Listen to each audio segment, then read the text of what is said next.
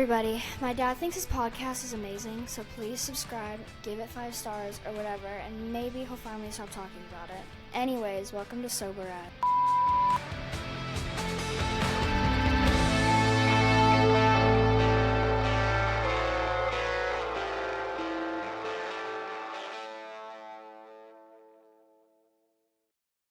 Hey everybody, welcome back to the show. Today we have another special guest, but before we get to her, just want to remind everybody, please make sure you're reviewing, subscribing to us on Spotify, Apple Podcast, and also Jessica has all our episodes loaded up on YouTube, so make sure you check those out and rate, review, subscribe on those as well. Also, please make sure you're sharing the podcast with your friends, especially any of your sober buddies out there. Make sure you're sharing it with them on all platforms. Today we have a special guest of mine coming in. She's been a good friend of mine for a long time. Please welcome to the show, Steffie Kinner. Hey, Steffie, how are you?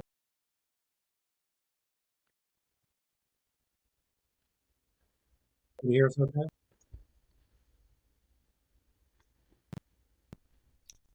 Hello?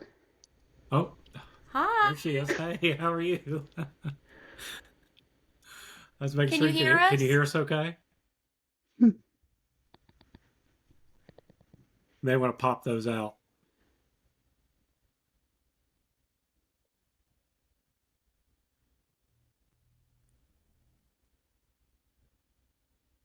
Can you not hear us, Steffie? I don't know why I can't hear you guys. Pop those out.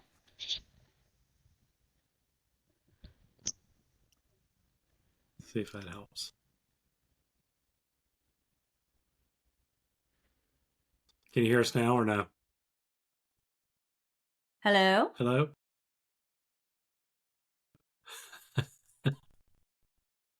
Hi. Hey, can you hear us? There it is. I can't hear you at all. You're Now I can. There you go. I just heard you're connected. I'm like, bam, the magic words. Here we go. So good to see you. How are you? Very good. Great to see you guys. I love your shirt, by the way. Oh, thank you. Oh, yeah.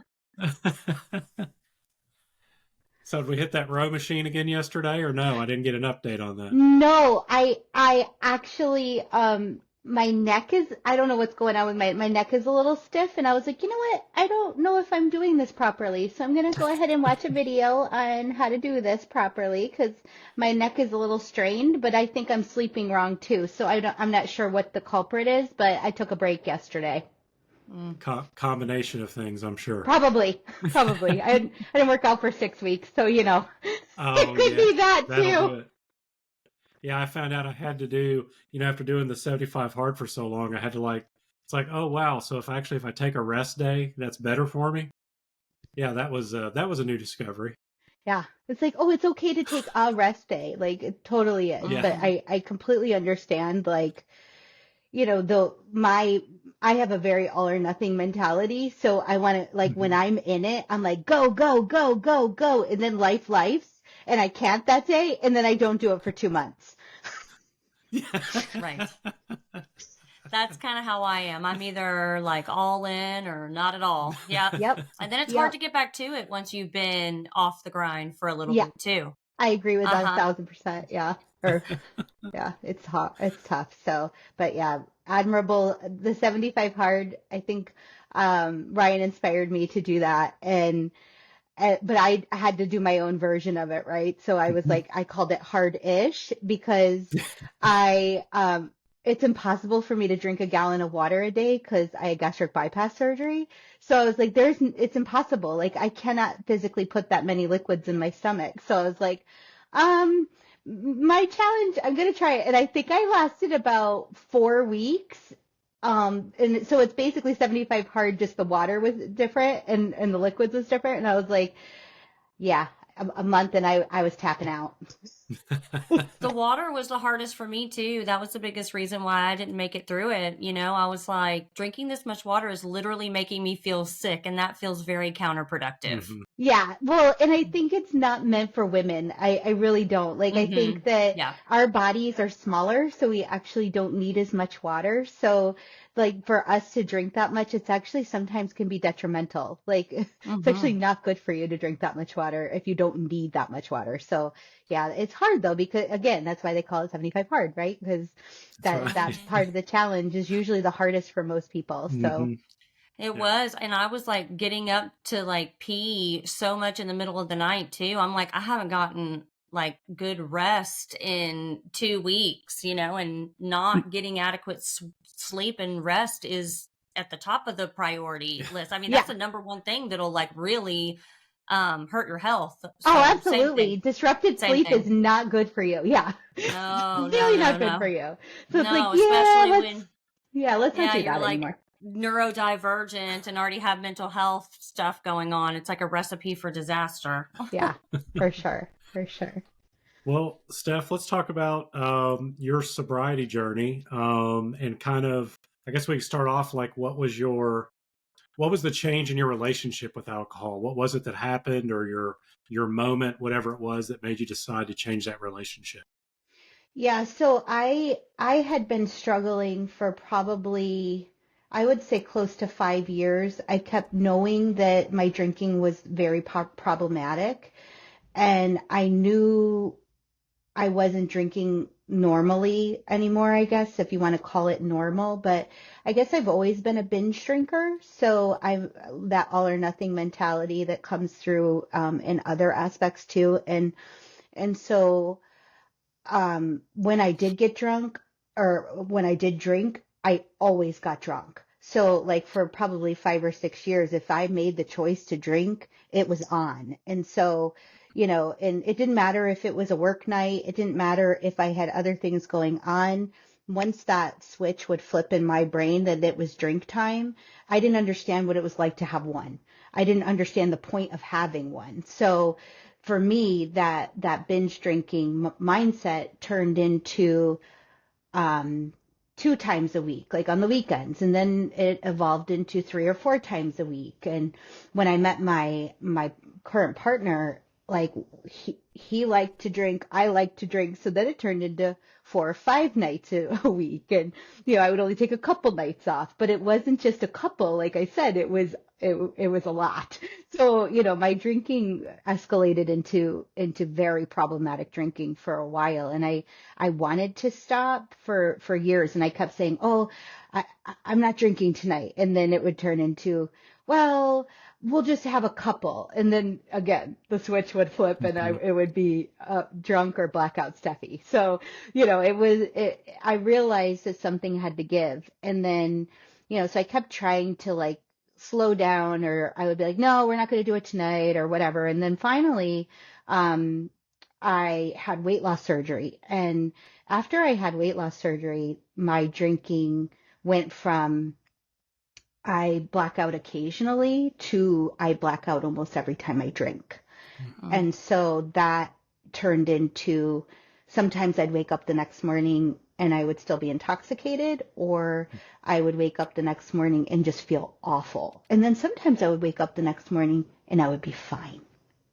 So that magical days when I woke up that I was fine was probably what led me to go, well, let's see, and instead of like, you know, um, just saying, this is an issue, we need to stop. It was like, well, something would happen at work or whatever. So I finally got to the point where I was getting in trouble at work because I would call out in those instances when I would still be intoxicated in the morning, because I couldn't talk to people all day long if I was intoxicated still. And by the time I got to work, I might have been sober, but I wasn't sure, and I didn't think that was obviously acceptable. So I was getting in trouble at work to the point of my absenteeism was causing an issue. And it was, I would call in like maybe once a month. And so I finally, I think in February of 2022, I decided, that I needed a break. I talked to my bosses. I let them know that I had a problem.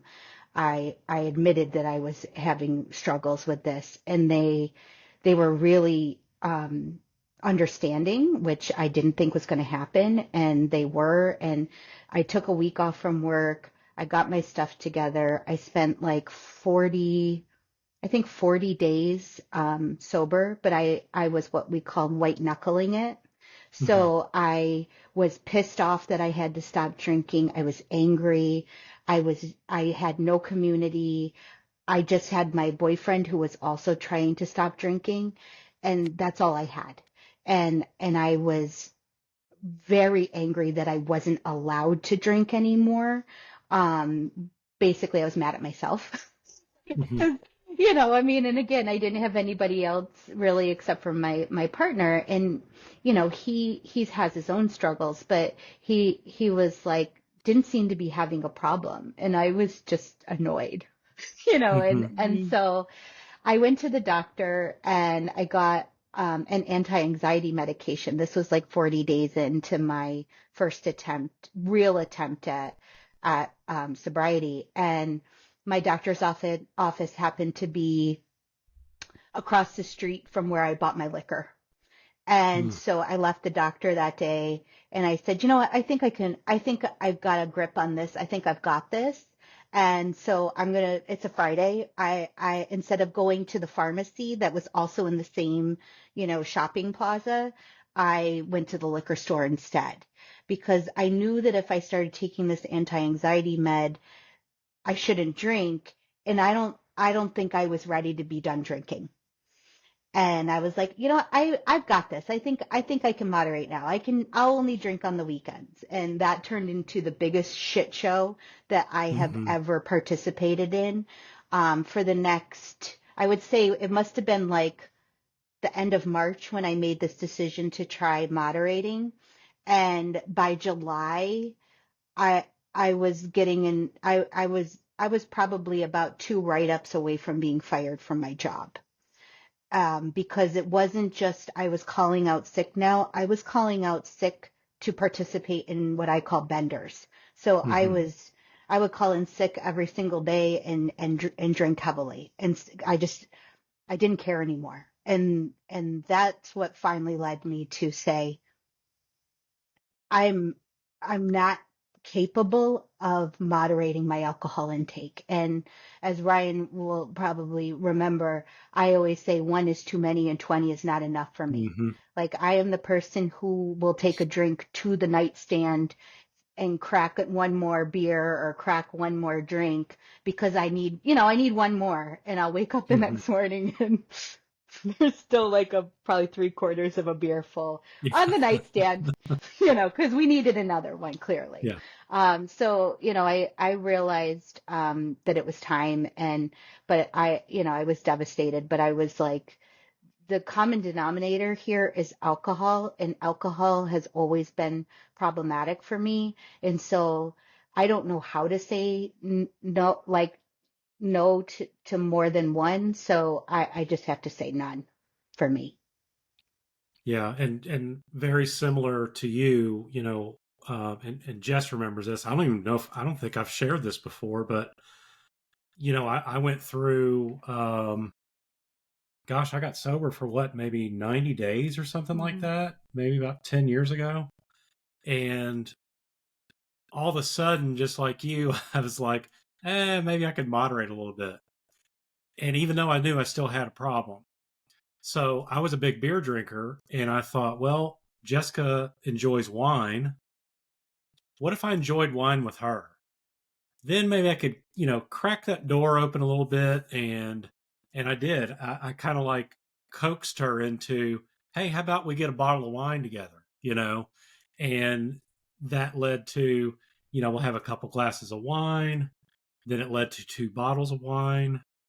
Then it led to me sneaking wine while I was out of town, which eventually led back into beer drinking. And it was just, just like one's too many and 20's way too fucking much. And it's just, craving it all the time. I couldn't stop. And before I actually quit, again, just like you, I thought, well, I'll do it on the weekends. And again, I told Jess, I'm done drinking through the week. I don't think I can handle this anymore. I'll just do it on the weekends. And then the weekends turned into the biggest shit show you've ever seen in your life, just like you. Um, So it's funny we had the similar stories, but yeah, that was rough, and thank God I had that final weekend that finally did it for me, and then found Reframe. But when you were at that point, how was it that came about where you kind of joined Reframe, or did you try something else before? Yeah, And so it turns out when I in July, when I finally hit what I call my bottom, um I called in, told, because I was going through withdrawals, and I was shaking so uncontrollably. hmm I knew I couldn't go to work, but I let them know, like I kind of, just let it all, like I said, I know this is a problem. I'm finally ready to get help. I'm really sorry that I keep messing up. I said, but this is it. I feel ready. And my boss said, well, what do you think is different this time? And I said, well, I can't keep doing this to myself. I'm slowly killing myself with alcohol. And so hmm I have to do something now. And so I said, there's this app that I keep getting emails from, and they sent me an email, like a couple days ago. And I think I'm going to download this app. And so what I didn't understand was I had already downloaded the app in February before I quit drinking the first time. In a blackout state. I hmm had a username, I had a password. So this is why I was getting emails from Reframe. I just thought Yeah. they were magically sending me emails.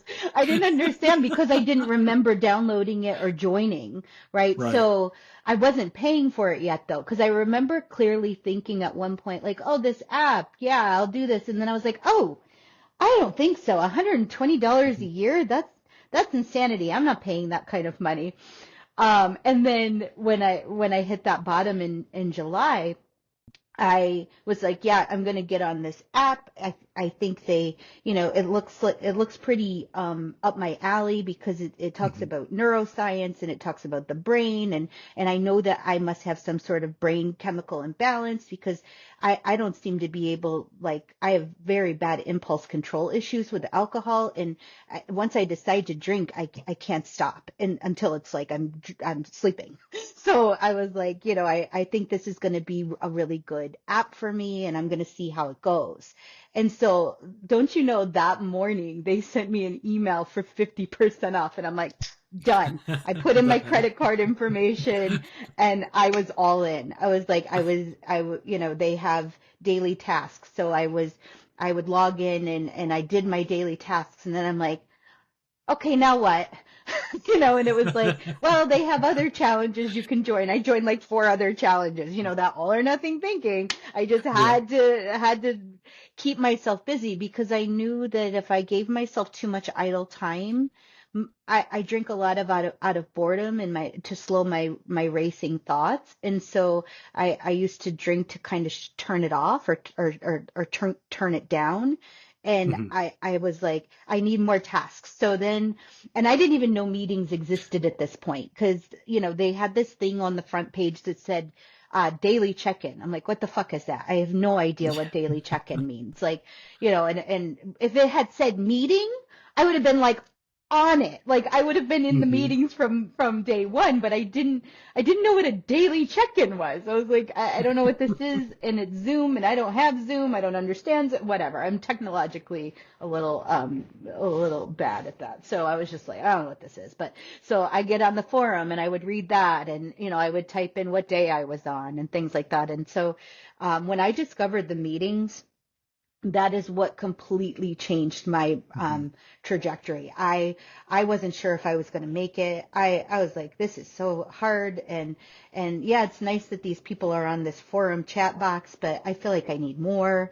And then I was on the forum because I would wake up sometimes at like 4 o'clock in the morning, and sometimes 3, like. And because that's when I woke up with my anxiety every morning. So like, I feel like I was in such a pattern that I was still waking up every day at 3 a.m. regardless, because my nervous system was all shot and everything was, not working right yet. And so I was on the forum and I happened to be on there, and one of our coaches who has since left Reframe, her name was Shannon. She posted in the forum, new meeting, wake up Reframe. I'm like, oh, there's meetings? I'm like, oh, thank God. I was like logged in, but I was like really afraid of putting my camera on. I was terrified that because I work in healthcare, I was terrified that one of my patients was going to recognize me and was going to, I don't know, report me. I don't know what I was afraid of. I was just afraid. I was, I was sort of ashamed, but I knew that if I didn't go all in, I was going to eventually kill myself. So but I was totally nervous. So my username is Steffie with an F. And that is not how you spell my name, but that's okay. And I didn't have my camera on. Like my Zoom was a big letter S. In fact, I think it said iPhone user at first, and then I learned how to like change my name and, but I just listened and I participated like in the chat, but I was like, oh my God, all the people that were on there were these like Reframe OGs that were just crushing it. And even though they were alcohol free, but they were struggling, but they were sharing their struggles. And I was like, oh, I have found my tribe. Like I have found my people that like someone would share something that happened with them. And I'm like, oh, that's me.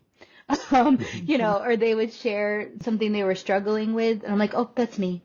I'm like, oh, but these people are doing it. They're not white knuckling. Like they're talking it through. And I thought, okay, maybe one day I'll be brave enough to share. Maybe one day I'll be brave enough to turn on my camera, but not yet. It's my first meeting. So, I then was like, how do I find meetings? And, I was that new person that was asking all the questions. And back then in July of 22, there weren't very many meetings. There was like the daily check-in, which was split into two groups. And then there was like a Saturday meeting. There was, I think, a Thankful Thursdays. And then there was that Wake Up Reframe meeting in the morning. So there wasn't very many. And so any meeting that was available and I could log in, I was on there. And, I turned on my camera. One Saturday, Kevin was running the meeting and I turned on my camera and I raised my hand. I turned on my camera, I shared, and then I immediately shut my camera off and I hit my mute button and I was like, like my heart's racing out of my body. And I was like, I can't believe I just did that. But it was like, but once I started sharing, I felt free and I felt like I could do anything. And I was getting all of the support from the people, and then, back then too, there wasn't a lot of, there wasn't all these groups that you can get into on the app. So we have these, Instagram chat groups, and, one of the OGs felt bad for me, I guess, and they put me in this like Reframe group with all of these like amazing women and men that were like basically the start of Reframe. And I was like, I don't know how I got like blessed to be put into this group of like of absolute sober rock stars, but I am here for it. Like, and I just went all in. It's so funny. I swear you and I have these similar. I never realized how many similarities you and I have. It's leading up to and getting into Reframe, and we just had Lynn on the podcast a couple podcasts ago, and she brought me into an Instagram group, and that's what I'm getting in there with all these people that are like, over a year and all this, and I'm like 3 months in, I'm like, Jesus Christ, do I even fit in with these people? What am I doing here? And then you see that, like you said, they're struggling, even though they have time under their belt. It's like this magically goes away. That's when you start realizing, wow, this is work. Yes, it's work every day up until this point. 50, 90, 100, 120 days, but it's work beyond that. It's work beyond the year, the 2 years, now the 3 years that I see people at meetings hitting. It's an incredible revelation because, like you said, you're like, I can do hard things. I can do hard shit, and these people can too. And granted, we're all on different day counts, but it's like we're all on the same day, Right. because we're all sharing similarities, whether you're day 1, day 3, or day 3,000. We still can have that same bad day, but hearing someone else talk about it really helps you and opens you up. Even sharing for the first time, we all have that first share story. Yours was, popping on camera and just saying, "Hey, I'm here," and I did the same thing on, I think it was on Statics meeting. It was like a men's meeting on a Saturday. And I'll never forget, I didn't even know how to put my damn hand up, but I found it and did it. And I get on there and my palms are sweaty. Yeah. Now you're talking to a person that gets up and talks I can talk in front of hundreds of people and nothing bothers me. But for some reason, when you're going to talk about your own bullshit, your own problems, your own fucking issues, then it's like, holy shit, this is really happening. I'm going to tell these people, that, I've done all this bad shit my whole life. But, well, they're there for the same reason too. And Exactly. maybe you doing it helps somebody else do it. Now sharing for me is second nature whenever I'm in a meeting. So I just encourage others, just try it, because I was you at one point. I was the guy with the sweaty palms that wouldn't turn his camera on, that finally did. And then once you release it, it's like, Yeah. wow, finally, it's like I'm here. I've landed. Now I can really start to open up and get with these people, or, understand these people more, make friends, get in groups. It just all kind of opens the window up to more possibilities. Right. Well, and I feel like when I saw all those people that were what we refer to now as the Hollywood squares, but like I was seeing the same people on camera, Yeah. and I was like, wow, they're brave. Yeah. I'm like, they have their camera on the whole time. Like, they don't just turn it on to share and turn it back off. And I was like, can I do that? I don't know. And I thought about it and I was like, fuck it.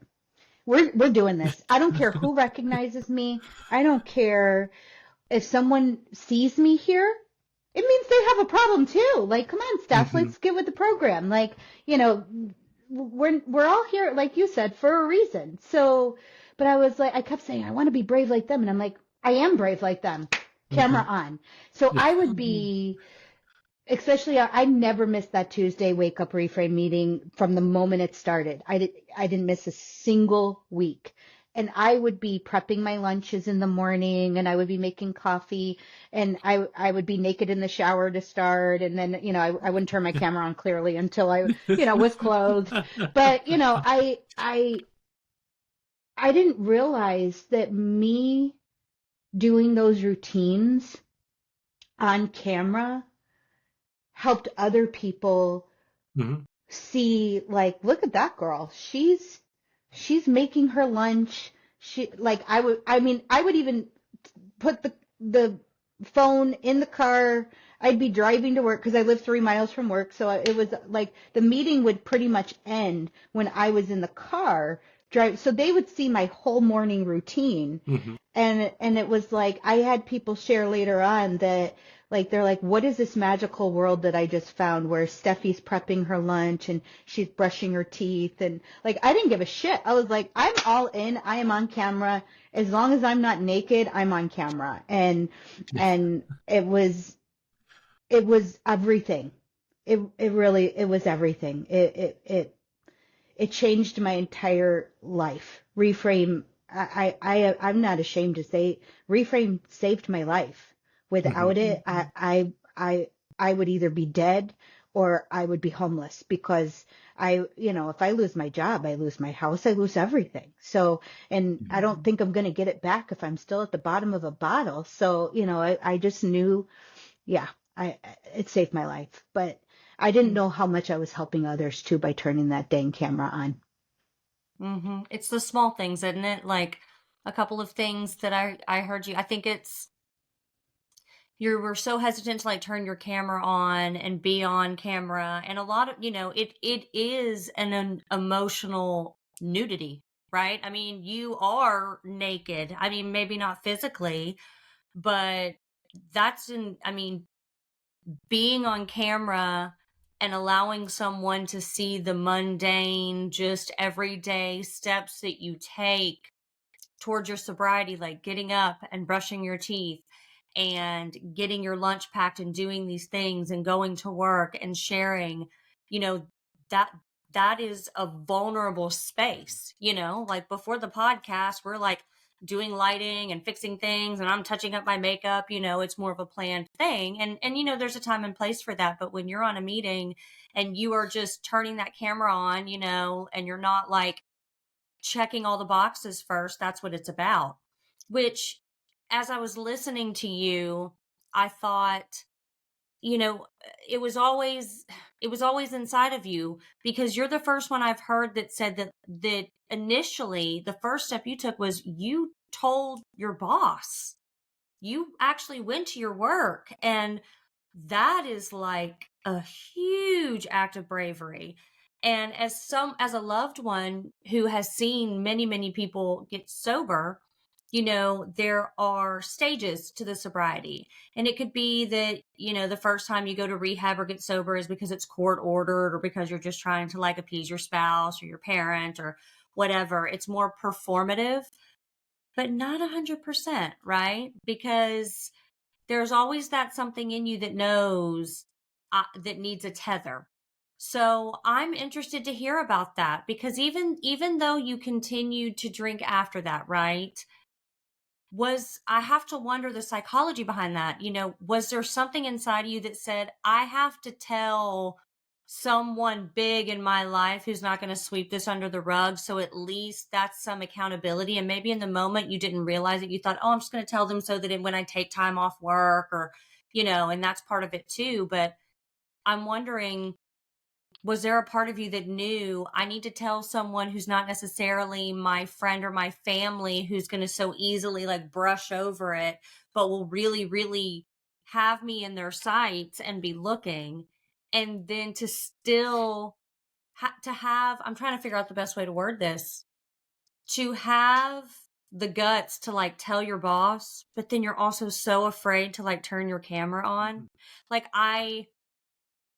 that's just there's something Yeah. there. I don't know Yeah. what it is. You know what No, I mean? you're But I'm right. It's listening. like, I'm yeah, like I could that. be vulnerable with them, and I could tell them, Yeah. because I knew, I think what it is, Jess, is I knew that I had to tell them, because they would also understand what was going on with me, because I felt like I was lying. Like I had migraines. I didn't have migraines. Mhm. Um, I, Hangover migraines, sure. right. Like I had self-induced Right. illness, right? It was still an illness though, right? So I still felt like absolute and utter shit. So I was still drunk, so it was like, I can't go to work. But, I feel like I had to be honest with them. And the thing is where I work is where I had my weight loss surgery. So I'm actually one of their dietitians. So they knew my potential for transfer addiction would be high. And so I knew that they would understand why it was happening. So that's why I felt compelled to finally be honest about it, because I was like, no, I'm really struggling. Like this is highly addictive. I could go from anxious and bored and upset and whatever, like spiraling, to numb in 90 seconds. So 2 shots is all it took for me to go from feeling like I'm crawling out of my skin, need a drink, to like we're good. Like we're, and when I say drunk, like it's almost instantaneous drunk. So it was like imagine having that kind of switch. Like, you know, some people it takes several drinks, like, and maybe over an hour or two, and it took me 90 seconds. So you Yeah. could see how highly addictive that would be. And so they knew, you know, they knew. So I think that that's why I could be vulnerable with them and share that with them. But I think also, you know, I knew I was fucking up all the time. I knew I had to have that accountability. And I've worked there for 12 years now. So like, you know, I'm like the dietitian who's been there the longest. So they respected my work and my work ethic before I became a, you know, a calling out drunk, I guess is a good way of putting it, you know. But again, I felt like if anybody was going to help me, I wanted that to be the first step, because I was so ashamed of my drinking that I didn't feel like I could share that with my family. I've shared with them now some of my struggles. They don't know it all, so if they listen to this, sorry guys, it's the Yeah. truth though. But you know, I was so ashamed and I was so disappointed in what my drinking had led me to, that I didn't want to break my mother's heart. Like I couldn't, you know, I couldn't tell her the extent. I think she had a little bit of an idea, but I don't think she understood as bad as it was getting, because I was lying to everyone, you know. And it's interesting because I don't I detest lying. Like I really value honesty in relationships, and so when I was lying to myself, I was lying to everyone around me. Um, and I really hated myself for it. And what would it do? It would lead to more. It would lead to more. So it was, the irony is not lost on me that I was lying to everyone, and I detest lying. But again, it's because I really hated myself. And your alcohol changes your brain chemistry too. You know, Exactly. so your decision making and your logical thinking is not there. I mean, you think that you're making critical choice, but no, you're not. And you're right. Like, you're lying to yourself more than you're lying to anyone else. And then you lie to other people to fabricate this environment that fits the lie that you're telling yourself, even though deep down you know the truth. Um, I think that your story is super inspiring. And you talked about having weight loss surgery. My best friend had weight loss surgery many, many, many years ago. And same thing, she never had a problem with alcohol, but, you know, we would just go out and she'd have like half a glass of wine and be like, whew, Yeah. oh my goodness. It was rough. And that's really dangerous too, Yeah. right? Because you have to think a lot of people who overdose, they typically do it when they're trying to get sober. And it's because you don't use or drink for an extended period of time and your tolerance goes down and your body can't digest as much. But then when you go back to it, you try to consume the same amount that you did before and you just can't handle it. And you work in the medical field, so you know what kind of impact that has on, you know, your lungs and your heart and, you know, I mean, everything. If you're messing with your brain, your heart, and your lungs, like, you got a big problem, sister. And I heard you say transfer addiction, and we don't have to talk about this if you don't want to, but just full transparency, like, I have binge eating disorder. I have body dysmorphia. So that's something that when I started my mental health journey and was diagnosed with that, and also like ADHD and OCD, all of these things, I originally, I got put on Vyvanse. Yeah. And she's like, you know, you have to be very careful because it is approved for binge eating disorder and ADHD. And, you know, it works great for me. She's like, but you also have this body dysmorphia. Like, you can't just be taking this to suppress your appetite, sort of situation. So that's something, you know, we've talked about and everything. I'm assuming that you had some sort of something similar as far as just like eating disorders and, you know, Sure. body image issues. And I've had a lot of friends who've had weight loss surgery, and weight loss surgery is great for your overall physical health, but sometimes it's made their mental health like questionable because, again, you get addicted to that, like, I'm losing this weight, I'm doing this. And I struggle with that with my Vyvanse too. Like, how has that been too? Because you're sort of dealing with like a dual addiction there, Sure. you know? Yeah, and it's interesting because in the beginning, because my drinking was so bad, my mantra was don't drink. I don't give a fuck about anything else. Like I need Hmm. sugar, I'm eating sugar. But Mhm. the interesting part with having weight loss surgery is I can't eat too much sugar because it's dysregulated in my body. So I'll get what's called dumping syndrome. And so my body will release too much insulin and then my blood sugar will bottom out. So it's Ugh. basically like I have poorly controlled diabetes. So it's like I get hypoglycemic and so I can't eat too much, but the sugar replacement is real. Hmm. So I would joke that Crumble was my new six pack, because like literally I was like cookies over booze. Like as long as I'm not drinking, I don't really Right. care and I'll figure the rest out later. But I also, because I was at the end, I was drinking so heavily that I was very poorly nourished. So like the crazy part was I was still taking my bariatric vitamins because I knew better. Like I knew I needed to be doing that every day. So I was still taking that, but like I was eating very little or I was forgetting to eat because I was passing out before, whatever. So, um, I think before I had weight loss surgery, I was around 300 pounds. Day of surgery, I was 268. And then I had gotten down to about 162 pounds. And so, and this was all in the span of a year, like a year and a half. And so I still thought I was huge. The body dysmorphia Hmm. was absolutely prevalent for me. And I finally, like towards the end of realizing I really needed help, I a couple of the doctors stopped me in the hall and they're like, "Hey, are you okay?" And I was like, "What do you mean?" I don't understand. And they're like, you're losing a lot of weight. And because the body dysmorphia, I couldn't see how much weight I had lost. And so I couldn't tell that I was scary skinny.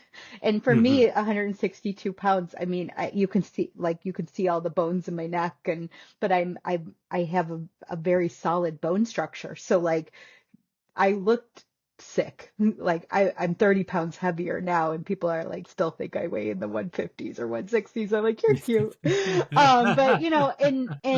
but I was very malnourished, like not malnourished, but I was very, like I wasn't eating or if Yeah. I was eating very little and I was mainly drinking liquids to rehydrate my body so that I could function. But I wasn't participating in eating very much. So yeah, it was, so I've had this kind of idea my whole life of I've always been the biggest girl in the room. I'm built, I always say I'm built like a linebacker and people are like, Stephanie, you are not that big now. And I'm like, I still don't see it. And so Hmm. that Hmm. psychological disconnect is so impossible to explain to someone else. So like, you can take pictures, you can do different things, but yeah, I mean, I've tried Vyvanse. But Vyvanse actually turned my drinking up because I Hmm. figured out that I could not be hungover at all if I took Vyvanse. So I was sort of You can drink abusing more. my Yeah. Vyvanse and not purposefully, but it was like, oh, it's the hangover cure. It's like, no, this is Hmm. supposed to be for your binge eating. It's not supposed to allow you to binge drink more effectively. Like, what are you doing? So, and again, it's like that when you're in the middle of active addiction, you'll do anything to not feel badly after you abuse your body. And so it's like, oh, this is the wonder drug for me. And it's like, actually, it's not, Hmm. Yeah. so it's like that, like how I didn't realize I had a problem sooner or want to address the problem sooner is beyond me. But, you're right. It all goes hand in hand. It's like I Mm-hmm. was overeating. Nope. Now I'm not overeating anymore because I physically can't. So then I was over drinking because I could easily drink, but I couldn't easily eat. And so, Hmm. working through that part now, it's like, yeah, I used cookies, I used whatever to moderate to make sure I didn't drink, like, cookies over booze. But now it's like, that sugar addiction ain't cute either, because if I Hmm. continue this cycle, I'm damaging my pancreas every time Yeah. I do that. So it's like I had weight loss surgery to hopefully prevent having diabetes in the future. And if I continue to abuse it this way, I may end up with type 1 diabetes, like insulin dependent, because my Mm-hmm. pancreas will stop working. So I'm like, nope, we can't play games with that either. So now it's like, okay, now Hmm. this is the focus, so, but I think what it comes down to is I never really fixed the underlying issues that caused me to overeat or caused me to overdrink or, like contribute to those impulse control problems. So it's like now that's what I'm working on now. It's like Mm-hmm. realizing why, like, Yeah. and it stems from very early childhood and, you know, it's not fun because you're peeling back all these onion layers and you're like, okay, now I get where that came from. So now it's Hmm. time to work through this stuff a little bit. But I think knowing that it's like there's no magical bullet, like you said, like, oh, I've got a medication that helps me do this, but nothing is going to, there's no magic wand to fix it all. The magic wand is I have to do the work and Hmm. I have to figure those things out. So, and again, it's whether I work with a coach or I work with a therapist or I read a lot of self-help books. It's, it's work, and some people are capable of doing the work and some people are okay with their life being the way that it is, I guess. I am not that person. I am not a complacent Mm-hmm. person. I'm like, nope, we got to figure this out. Let's, and sometimes I'm like, maybe I don't need to fix myself all the time, but when I see there's things that I really want, but there's still those barriers in between what I really want and what I'm capable of getting, I'm like, okay, let's do some work. We've got this. Mm-hmm. Like we can do this. And sometimes I'm like, maybe I don't really want that. Like, because I think I want all these things. And it's like, oh, you know what? I keep coming up against a barrier here. So I'm like, I think I want this. Do I really want this? So that Mm-hmm. helps too, because it helps me to realize that I can have goals and wants for myself, but I can also keep evolving the goal and I can change it. And I don't, just because I said something, I wanted to do something this way, doesn't mean I can't change my mind. Hmm. And, and so I think that that's an important part of growth and learning how to be a person that doesn't have these issues, but, I have them, but I don't know, you Mm-hmm. know. That makes sense to me, honestly. And you work in healthcare, so you understand, like, you have to treat the symptoms first, right? I always compare all of it to like an infection. You know what I mean? You get an infection and you have to take antibiotics to treat. I mean, even before antibiotics, you have to take, Hmm. an ibuprofen to alleviate the pain so that you can actually like function, to be seen, to get the antibiotic to treat the symptoms. And then, if that infection keeps coming back, then you figure out the source of it, right? Right. And how to prevent the long term. So it's the exact same thing. You have to treat the symptoms. Well, I keep running into these barriers, or I keep blacking out, or I keep being hungover. Well, I have to treat the symptoms first. And addiction or eating disorder or mental health is typically a symptom of a bigger problem. So, well, I don't want to say the easiest, that's a horrible thing to say, but like the obvious thing to do is don't drink, and don't overeat, like try work towards that. And then once you do have that, you have refocused your brain, then you're going, I wonder what made me feel like I had to do that to begin with. Start with, yeah. And regardless of what you read, regardless of the science and the research, I was actually having this conversation with a friend just yesterday or day before. We really don't know much about addiction and where it comes from and why certain people struggle and certain people don't. And same thing with mental health.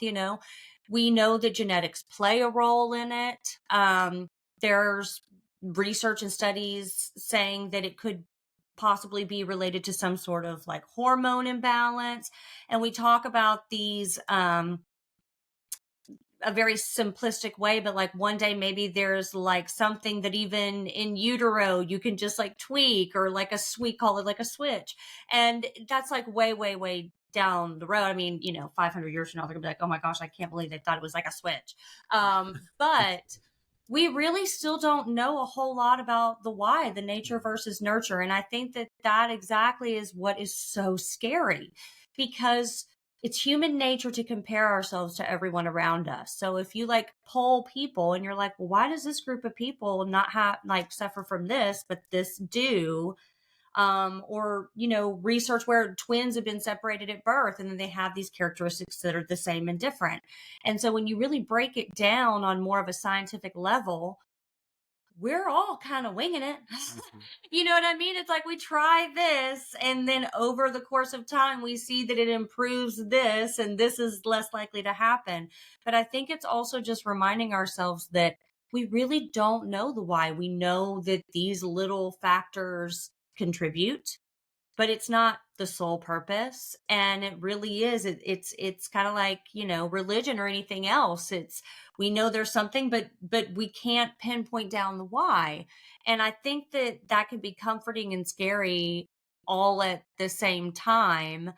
And, for now, you just figure out what the why is for you. Right. And we talk a lot about this as well.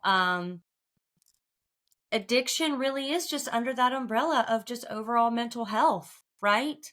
Because drinking or using drugs, addiction as a whole, that's just one way that manifests. Right. But we're learning that this is all on a spectrum. Like I don't struggle with addiction, but I most certainly have other things that have manifested from my mental health that are equally detrimental in other areas. I mean, he would come and be like, I've eaten like half of the kitchen one night and then not eat for 3 days. And it's not an intentional thing. You know what I mean? It's not an intentional thing. I'm legitimately not hungry, or I legitimately am starving today. But it's balancing out what your body needs versus what your brain needs. Or with my ADHD paralysis, like sitting on the couch and being like, I'm exhausted mentally and emotionally, but I physically can't get up and do anything. And I don't know why. Right. So I always find these conversations intriguing, especially when we have medical minded people, because we constantly have to remind ourselves too, like you said, you're always like, I need to work on this and I need to work on that, and I have to fix this and I have to tweak that. And we have to eventually remind ourselves that we are doing the best we can with the information we have. And we definitely know that when we do certain things, it yields certain results. But at the end of the day, it is an evolution of sobriety and mental health. And it really just now is sort of blossoming into something that people are talking about and opening themselves up to, and doctors are, it's addiction and mental health wasn't really under the umbrella of healthcare. And in a lot of facets, it's still not, unfortunately. Right. But we're getting there. We've had a lot of moms on here talking about postpartum, all sorts of things. Yeah. So, I find that interesting too. We've had a couple of other people on here who've had like dual addiction or dual things going on. And it's more common than we realize. The why, we don't know. We just know we don't need to fucking drink or sit on the couch all day long. Like, I don't know the rest of it. And I think when we open up about it, what's so helpful is that other people who are struggling, they know that they're not alone. And so I think me getting sober has helped me professionally in so many ways, because I'm opening the conversation up, whereas before I used to be ashamed of my drinking and I didn't want to ask people about theirs because I didn't want to sit in judgment of them. Like when Yeah. I knew what the shit show at home was for me, I wasn't going to be like, oh, well, you shouldn't drink. Are you kidding me? I felt like a fraud. So, I didn't talk about it. It was like, oh, I'm not going to bring it up. And I think a lot of medical health professionals are like this. Like they're like, oh, I'm not going to talk to them about their booze because I'm a drinker, and I'm going to pretend it's okay, or whatever. But I think the more I actually ask every single patient I talk to now, have you started drinking alcohol? Is it becoming a problem? Are you okay? Like I ask every patient that I see who has had weight loss surgery those questions. Mm-hmm. Because if I want them to feel safe that they can talk to me about it if they need to. Now, I'm not a psychologist, so I can say, I'm very, very sorry that you're struggling with that. Here are some resources. If you need to, every time I talk to you though, I'm going to ask you about it and I'm going to see if you're okay. I've even gifted some of my patients, reframe subscriptions. Mm-hmm. I'm like, here you go. Here's I've got plenty of recoins. I don't need a sweatshirt. Here you go. Here's 2,000 coins. Here's 2 months worth of reframe.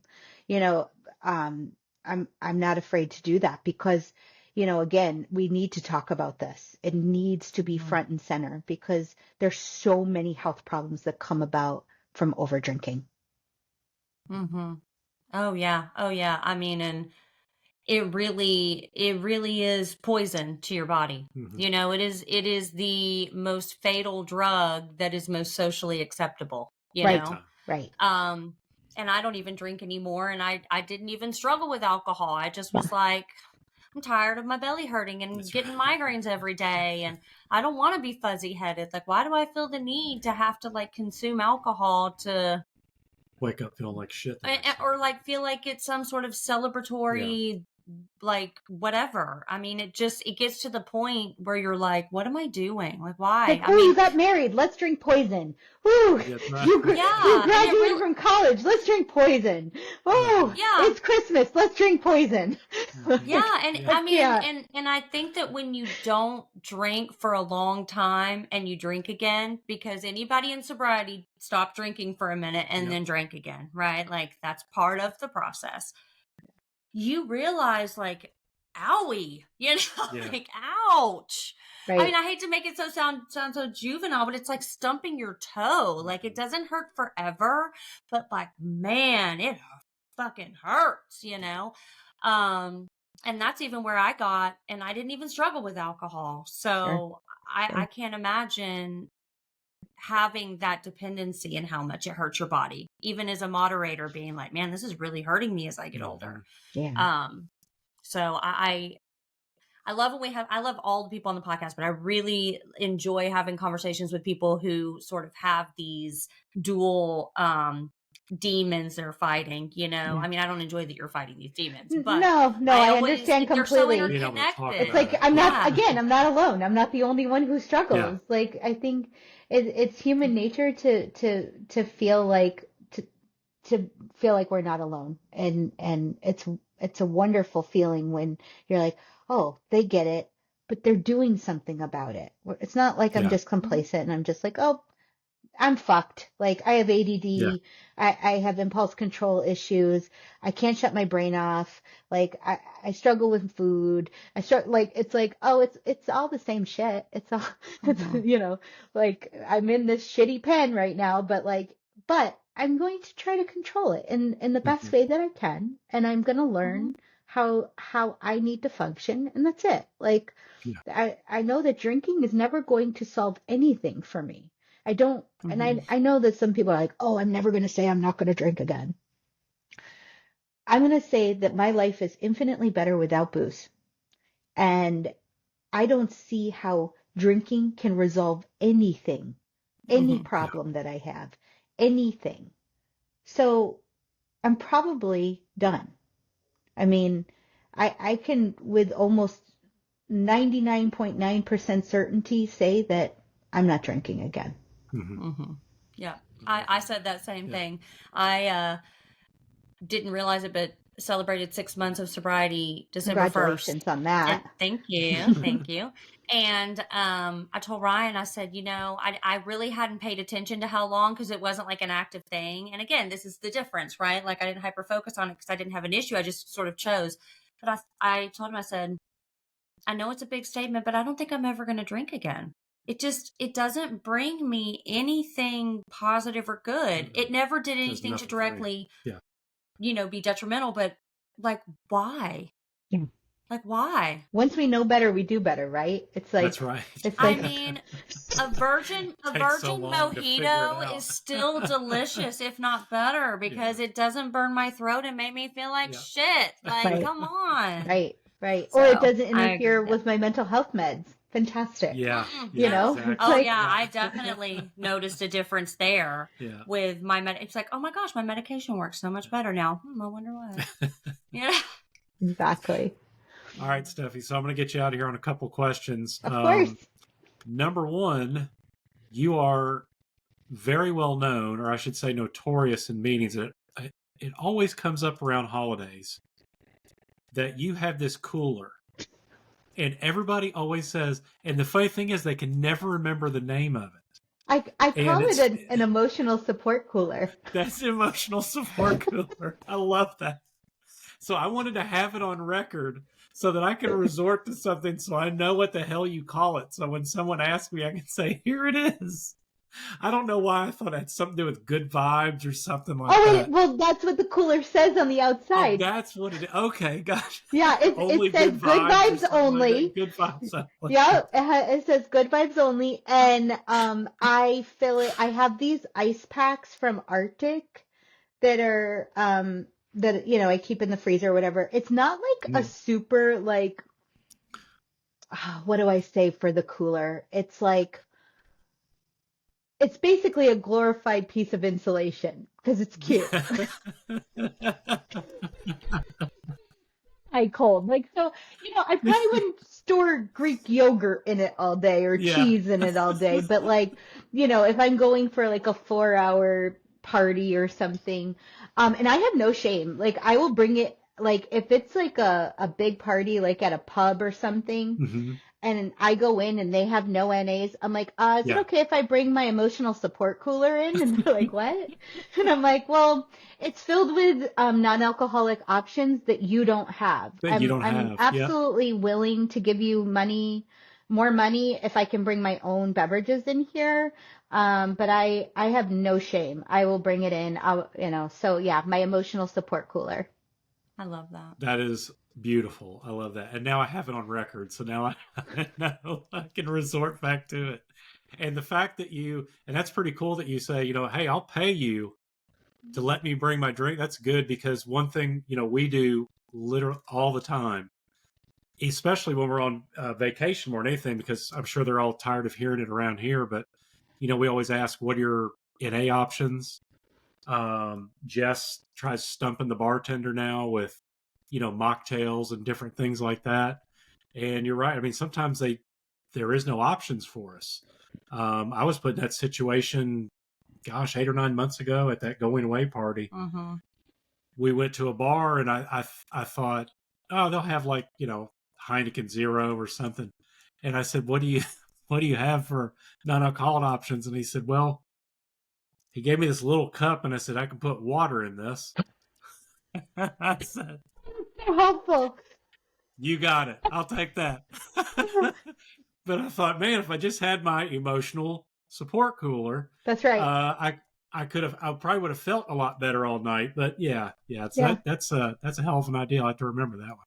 I like that. Yeah, and again, I think I'll put snacks in it. So I've got like little individually wrapped candies that I have in there. I'll bring cheese sticks because I'm, hungry and lonely, tired. If I'm hungry, I make poor choices. But again, it's not that I'm going to go exactly to alcohol, but I also don't want to have a craving. I don't want to have thoughts about it. I just want to do my own deal. So, but yeah, I've got like seltzers. I have regular flat water. Sometimes I'll say, do you want anything in the emotional support cooler tonight? But yeah, I've taken it to weddings. I put like NA Oh, that's beers and great. different stuff because I Yeah. can't count on the facility to have NA options. I'm just going, and I know with the 4 agreements, I shouldn't make assumptions, but I'm going to Mhm. assume that most That they places are in don't the have it. dark Yeah. ages and they don't have NA options. If they Mhm. do, I am pleasantly surprised. I am like excited. But if they Yeah. don't, I have my own. Fully prepared. I Yep. love it. Girl Scout. That's right. All right. So the last question we'll ask you about, we're going to dive back into back when your drinking days. Surely you have a funny ass pee story that you can share with us from your drinking days. Yes, I do. I've been thinking about this because I am a listener. So I know this is a question that has been asked. So I feel sorry for the other people who were put on the spot on this one, but That's right. I thought I dug deep on this one. So so what happened was this was back before I turned 21. So I was in college and it happened to be a night where my roommate, it was her birthday. And you say it's your birthday. Da-da-da-da-da. It's my birthday too. So we drank pretty heavily that night, to the point of I blacked out. Don't remember any of this. So this is all hearsay. But when she got home, I was in a loft. We were living in the dorms and I was on a loft bed and I jumped off of my loft bed onto her bed. Again, hearsay, and injured myself pretty badly, but don't remember any of it. And, then proceeded to say, oh, I gotta pee, and instead of going across the hall where the bathroom was, I proceeded to go down the hall to my RA's door and pulled down my underwear and peed in the hallway in front of her door. Yes, I did. Yeah, pretty embarrassing. Lovely. I am so freaking glad she didn't wake up, and I'm even more glad that I don't remember any of it because how Right. freaking embarrassing. That is probably one of the instances that I probably would have been transported. That what they used to do back in college, they probably would have sent me directly to the hospital to pump my stomach. But again, if I had learned that at 20, probably would have been a good lesson to learn, and That's right. but maybe I wouldn't be here today talking Yeah. to you lovely people. So, I mean, the only upside to that is I feel like every college dorm hallway smells like pee. So, I'm thinking she walked out and she's like, man, it smells like piss out here. Like, did she ever find out? well, so no, so I told because again, they told me that this happened. I said, no, I did not do that. I was horrified. I was like, I cannot believe. And so I, of course, walked down the hallway, and what do I see? A big, like, it was dry Nice by little that time, but a puddle. big spot Yeah. where it was clear there had been liquid there before. They're like, someone Yeah. spilled their water. Gosh. God, they must have, wow, what, yeah, piss Yeah. water. Someone spilled Yep, He said Mountain Dew out here. Jesus Christ. yeah, it's like, wow, that was, God, like 25 years ago now, but it's wild how, like, again, it's like, oh, it was even that bad back then. Yeah. There's your sign. But again, we That's learn right. we get there when we get there, folks, right? Yeah. Like, That's right. Absolutely. Absolutely. Well, Steffi, thank you so much for joining us It was today. wonderful. That was awesome. It's okay, so good great. to see you. So good to talk to you again. You And too. hope you have a wonderful rest of your day. Thank you so much. Yep. We'll see you soon. Bye.